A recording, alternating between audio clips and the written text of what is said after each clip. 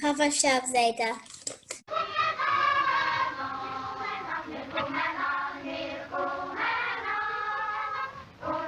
What is your name? When and where were you born? My name is Allan Preiss. I was born in Melbourne in January 1950, and I was born here about 6 weeks after my parents and my bobe-zeydes came to Australia. They came on an Italian ship that left from Genoa and they arrived here. I think it was Cup Day in 1949. Why did your parents send you to SKIF, and how old were you? Well, I have an uncle, and you know him, Chachi, Moish, and he had an older sister, Rita, and they both went to SKIF. So my parents thought that it would be good for me to go to SKIF as well. And our family had a long connection to SKIF with Moish's sister, Rita, being one of the first people to go to SKIF in Melbourne in 1950. Did you have a family at SKIF when you started? Yes, Moish was at SKIF when I started. I don't know if Rita was still at SKIF.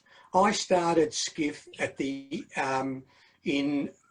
towards the end of 1958, so that I could get ready to go to my first camp at the end of that year. So Moish was still at SKIF, but I don't know if Rita was still involved.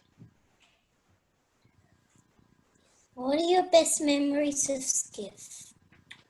I just loved going to SKIF all the time. Every Sunday I would go to Sunday school, and then we would come home from Sunday school and have lunch, and then I would go to SKIF for the afternoon. And I always really looked forward to it because I had friends at SKIF. I knew lots of people. I felt very, very comfortable there and always had a terrific time. So I looked forward to every Sunday, and certainly I looked forward to going on camps as well.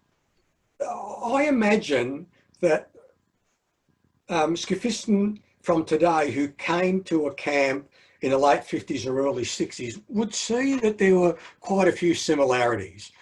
So, of course, it started with Oystein. A helper would come round, they would whistle outside the tents and they would wake us up.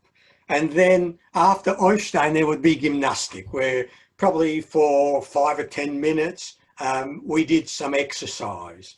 After gymnastic, there was, we had to go and wash, and then there would, I think it was waschen sich and machen die Betten. I think we had to do those things together. And then there was appel, after which we went in to have breakfast. After breakfast, there was always arbeiten. Every day there was arbeiten, there was work to be done. The campsite to be clean, the appelplatz to be kind of managed, the toilets and the showers to be dealt with, the house at Dramana to be clean. And I think that was an important learning for everybody. And that was that if you want to live in a community, the cost of living in a community is that you contribute to the welfare and the well-being of that community. So there was always arbeiten. Then often there would be some sort of sporting activity.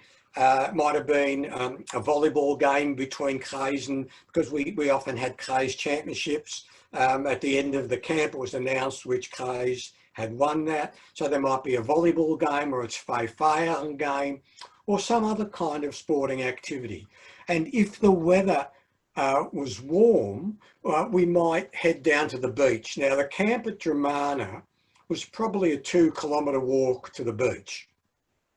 And if we were really lucky, somebody would organise an old truck to come past and pick up some of the kids and drive us down to the beach. Otherwise, we would walk to the beach. we would be on the beach for a while, and then we would walk back to camp and have mittag.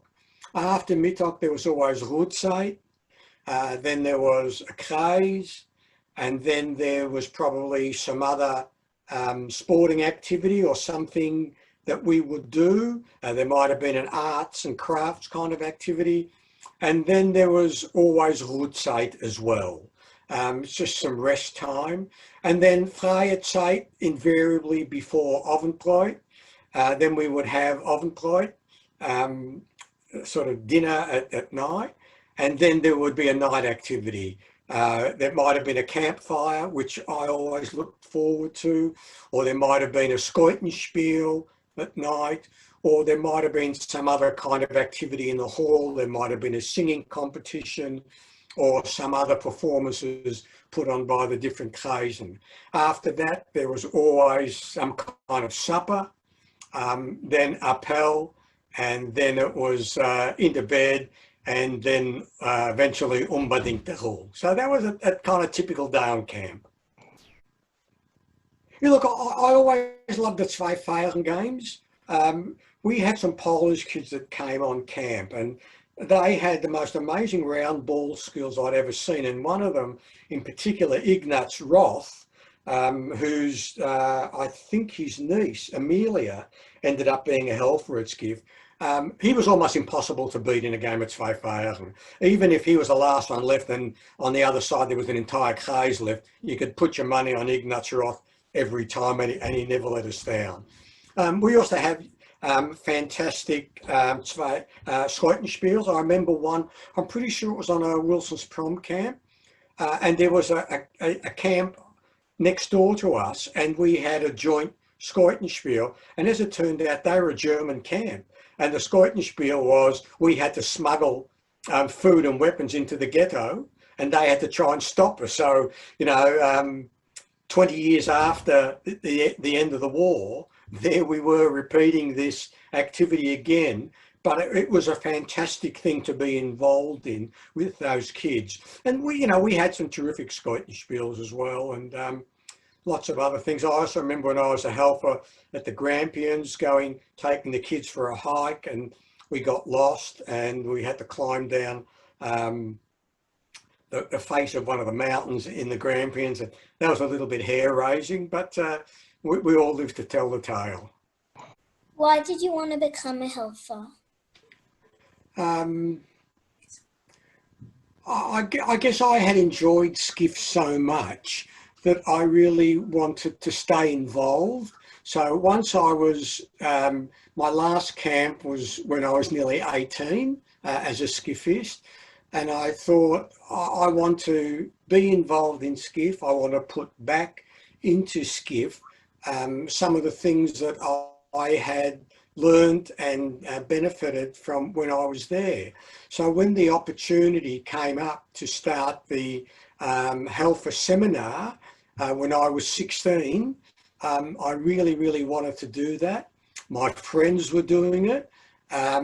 And I was really excited about it. And Chachi, as you know, your Bubba, Sandy, was also a helper at SKIF, and we did seminar together. And then we were helper together at SKIF, as well as having been SKIFisten together. My first camp as a helper was at the end of 1967, so 67, 68. That was my first camp, and I did another one, 68, 69. And I think 69, 70 and 70, 71, I was the commandant. One camp at Germana and one camp at Lake Fynes in the Grampians, which was the one I just talked about. The appointment to being commandant was probably made by Jugendbund and ratified by the Bund. Jugendbund was run by David Burston. I remember meetings at his place in Baldwin, and Doris always made sort of garlic bread, and then another loaf that had sort of tomato and cheese. And, you know, we knew every month that was going to happen. And little Michael Burston would be sitting on David's lap while the Jugendbund meetings were going on. So I think it was really a Jugendbund decision ratified by the Bund. But like a lot of these things, kind of people step forward in their years as a helper, and without putting their name forward, they put their name forward. And it's something I always wanted to do. It's something I always felt was important.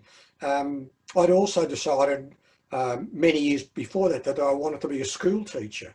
And the work that I did at SKIF and the seminar program for Helfer was a fantastic preparation for that. It set me up so well for 17 years of teaching. I just can't tell you how valuable both the seminar program and the years of Helfer work were for me being effective as a classroom teacher years later.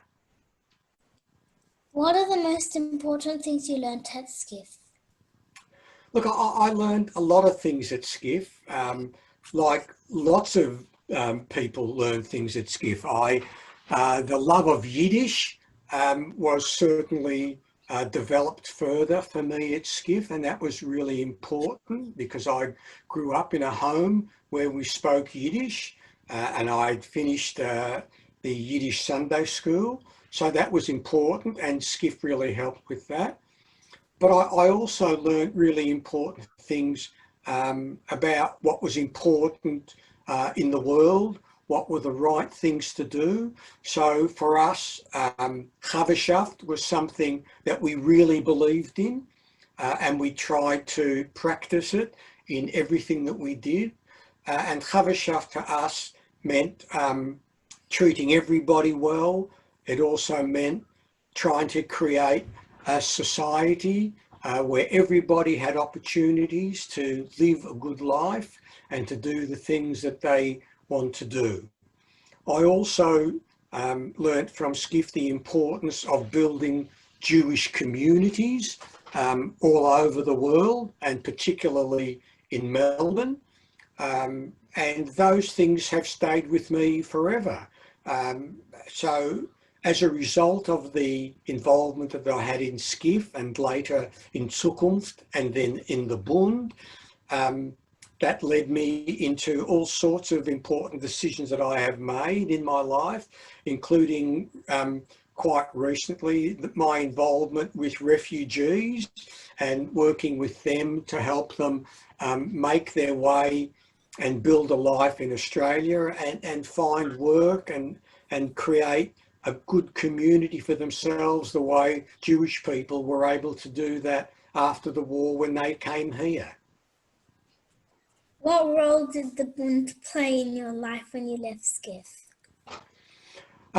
Like a lot of Helfer, after we finished our Helfer work, I stayed involved in Zukunft, which was an organisation that was between SKIF and the Bund. And I stepped away for a little bit from the Bund. I continued to go to Bund activities, but I wasn't very actively involved in the Bund. But then later, when your dad, Benjamin, was born, and then later Gideon, I got re-involved with the Bund because I thought it was important, because it was through the Bund that SKIF was able to continue on, and the Bund had really important roles to play in supporting the Yiddish Schule here and also in supporting the Kadima, and they were also involved in political activities that I thought were really important to support. So I got involved then, and I've been involved with the Bund committee now for probably 10 years or more. And I really enjoy the work there, and I think that the Bund is doing some terrific things. Why did you send your children to SKIF? Well, for me, Chachi, it was natural. In the same way that I went to SKIF, and my brother David, who is your great uncle, and you know David well, in the same way that we went to SKIF, it was natural for me that Benjamin and Gideon would go to SKIF as well. it was important for me and your bubba, Sandy, that Benj and Gids were involved with other young Jewish people, and that they were involved in a Yiddish community, and they were involved in a community that supported making the world a better place. So when Benj was little, probably 5 or 6, well before he went to SKIF, we used to take him, and then later Gideon, to visitors' days on camp, so that when it was their time to go to camp, that camp wouldn't be strange to them, because they would have seen it through visitors' days and visiting other kids and seeing how much fun the kids were having. And then when they turned, I think 8.5, both of them, when they went to their first camp, they couldn't wait to go. They were just so happy to go because they knew what it was going to be like. How do you feel about me going to SKIF now? Well, that was very special, Church. Being a grandfather or a grandmother, and you can ask your bubba Sandy about this when we see you again, that's a very special thing.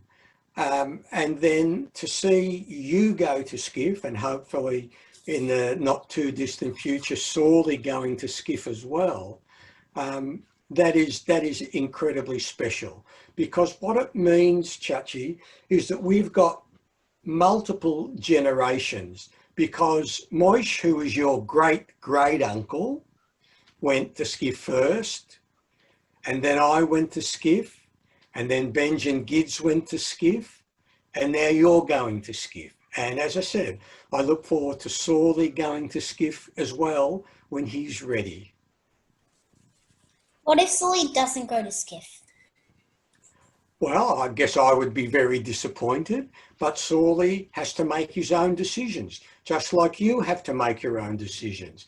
So we hope that seeing you at SKIF and having such a great time, and seeing you on camps when we'll come up to see you on Visitors' Day and bring Sorley with us, and you'll show him around and you'll introduce him to all the things that you're doing, and you'll tell him all the exciting stuff that you've been involved in, so that when it's his turn to go to camp, when he's old enough to go to camp, that he'll really want to go to camp. And I know when he goes to his first camp, you'll look after him too.